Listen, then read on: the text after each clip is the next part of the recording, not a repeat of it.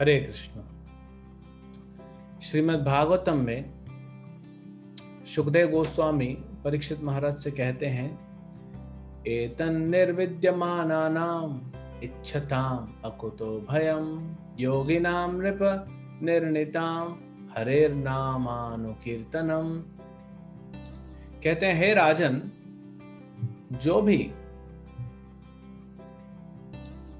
भी व्यक्ति चाहे वो निर्विद्यमानानाम, जिनको कोई भौतिक इच्छा नहीं है। इस संसार में ऐसे कुछ लोग हैं, बहुत कम, जिनको कोई भौतिक इच्छा नहीं, या फिर इच्छताम, जिनको सारी भौतिक इच्छाएं हैं, सभी भौतिक इच्छाएं वो हैं और वो भोगना चाहते हैं, या फिर योगी नाम,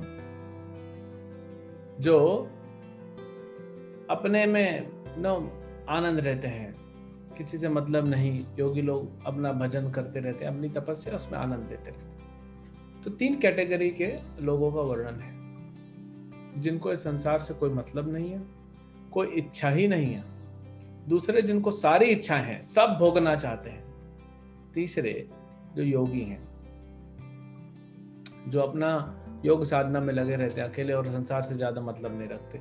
यानी कि कर्मी, योगी और भक्त, देखा जाए तो 3 लोगों का है। ये तीनों अगर अकुतो भयम, उस मार्ग को चाहते हैं जहां पे अकुतो भयम, कोई भी भय नहीं है, पूरी तरह से वहां से भय से रहित है, तो क्या करना चाहिए? हरेर नामानुकीर्तनम, हमको हरि नाम जप करना चाहिए। हरेर नामानुकीर्तनम, हरेर मतलब भगवान कृष्ण का नाम, अनुकीर्तनम नाम जप करना चाहिए और कीर्तन करना चाहिए। तो प्रायः 3 कैटेगरी में पूरा संसार आ जाता है। अब हमारा क्या है? हमारी थोड़ी सी इच्छाएं हैं, थोड़े से हम मुक्त हैं, समझ गए कि नहीं मिलने वाला है या मिल के भी फायदा नहीं है, ठीक है, छोड़ दिया। थोड़ा थोड़ा साधना में जाने से छोड़ दिया। कुछ इच्छाएं हैं, तो हम तो मिक्सचर हैं तीनों का। लेकिन अगर हमको वो पथ प्राप्त करना है जहां पे कुछ भी भय नहीं। इस संसार में 4 चीजें जो होती हैं, आहार, निद्रा, भय और मैथुन। तो इसमें सबसे ज्यादा परेशान करता है भय। बाकी 3 कुछ समय में आते हैं, चला जाता है। लेकिन जो कॉन्स्टेंटली बना हुआ है, जो 24 घंटा आपके सर पे मंडराता रहता है, वो है भय। आप देखे होंगे, पशु हो या पक्षी हो, कोई पक्षी हो, थोड़ा सा रोड पे कोई अनाज डाल देता है तो पक्षी आता है, एक दाना चोंच में उठाएगा, इधर उधर देखेगा, कोई आ तो नहीं रहा है, कोई मार तो नहीं देगा। आपके पास सब कुछ है तो भी भय होता है। किसी के घर में कुछ दुखद घटना घट गई तो भय है। किसी के घर में विवाह है तो भी भय रहता है, कुछ गलत ना हो जाए, कुछ गलत ना हो जाए, अच्छे से विवाह संपन्न हो जाए। कुछ भी हो, अच्छा हो या बुरा हो, भूमि पूजन कर रहा है, नया घर बना रहा है, घर खरीद रहा है, कुछ भी करेंगे, एक भय हमेशा लगा रहता है। तो उस भय से अगर हमको मुक्ति प्राप्त करनी है तो एक ही मार्ग बताया गया है, वो है हरेर नामानुकीर्तनम।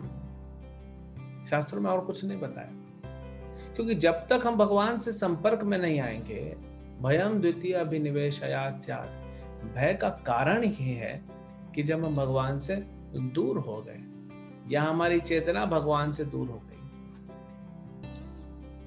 कई बार भक्त लोग बोलते हैं कि जप करते हैं तो बड़ा अजीब सा लगता है, क्योंकि आप जप कर रहे हैं लेकिन आपका मन कहीं और लगा है ना, वो कृष्ण से बाहर हो गया, इसलिए बड़ी नेगेटिव सी फीलिंग्स आती है। आप कर तो रहे हैं जप, भक्तों के साथ बैठे हैं, माला लेके हाथ में हरे कृष्ण जप कर रहे हैं, लेकिन मन जो है वो कृष्ण से बाहर चला गया है। तो ये तो बार बार होगा। ये हमको प्रैक्टिस करना पड़ेगा। ये एक बार में नहीं ठीक होने वाला है, इसको टाइम लगेगा। लेकिन ये विश्वास होना चाहिए, ये हमारा दृढ़ विश्वास होना चाहिए कि ये नाम, भगवान हरि का नाम, हरे कृष्ण महामंत्र ही एकमात्र साधन है। ये साधन भी है, ये साध्य भी है। ये हरि नाम ही है जो हमें भगवत धाम लेके जाएगा, और वहां पे भी हरि नाम ही जप करना। तो इसीलिए हमें ये घबराना नहीं चाहिए। हम ये नहीं बोल रहे हैं कि आप जब करने बैठे हैं तो आपका माइंड पूरी तरह वहां पे फिक्स होना चाहिए, लेकिन होता नहीं है, क्योंकि अभी हम नए हैं भक्ति में, अभी हम प्रैक्टिशनर्स प्रैक्टिस कर रहे हैं। प्रैक्टिस में थोड़ा ऊपर थोड़ा नीचे जाता है। इसीलिए हमको जो है ये थ्योरेटिकली ये विश्वास तो होना चाहिए कि हरे कृष्ण महामंत्र एकमात्र साधन है इस कलयुग में। इसीलिए ये बृहद नारदीय पुराण बताया, हरेर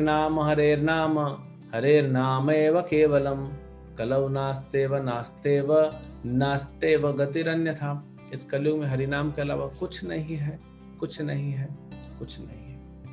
ये विश्वास के साथ हमको जप करना चाहिए। हमारे अंदर बहुत अनर्थ हैं, हमारा मन कंट्रोल में नहीं होता है, हमारी इच्छाएं, भौतिक इच्छाएं समुद्र से भी ज्यादा बड़ी हैं, मेरू पर्वत से भी ज्यादा बड़ी है, बहुत हमारी इच्छाएं हैं। तो भी प्रभु मैं आपके नाम का शरण लेना चाहता हूँ, आप मुझे आशीर्वाद दें, कृपा करें कि मैं ये नाम को ध्यान पूर्वक जप कर पाऊँ। ये भाव साधक का होता है, उसको पता है उसकी क्या कमी है। जैसे एक स्टूडेंट है, वो कॉलेज में जाता है, पढ़ाई करता है, लेकिन उसको समझ में नहीं आता। तो ईमानदार स्टूडेंट कौन होता है? जो समझता है कि मुझे समझ में नहीं आया। 3 प्रकार के स्टूडेंट हो गए जिनको समझ में नहीं आएगा। एक तो बोलेंगे हमको क्या करना है, जो होगा देखा जाए, मतलब ये इग्नोरेंट, कोई मतलब ही नहीं है, फेल हो जाएगा। एक है मेरे को समझ में नहीं आ रहा है, क्या करूं, पूरा पसीना छूट रहा है, डिप्रेशन में जा रहा है।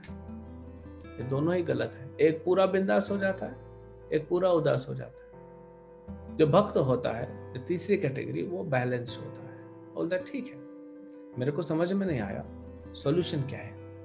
या तो मैं शाम को टीचर के पास जाऊं, या तो एक्स्ट्रा ट्यूशन लगाऊं। वो एक्स्ट्रा ट्यूशन लगाता है, ध्यान पूर्वक समझने की कोशिश करता है, क्योंकि उसको पता है कि ये सब्जेक्ट मैटर समझूंगा तो मेरा जो है जॉब भी लगेगा और मैं एग्जाम में भी अच्छे से पास हो जाऊंगा।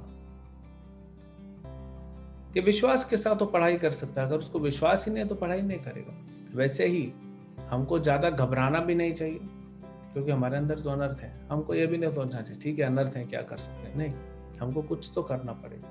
तो मेरे अंदर कमियां हैं, मेरे अंदर अनर्थ है, मेरे अंदर भौतिक इच्छाएं भी हैं, आसुरी इच्छा भी हैं, लेकिन भगवान के नाम का शरण लूंगा और मैं इन सबको खत्म कर दूंगा।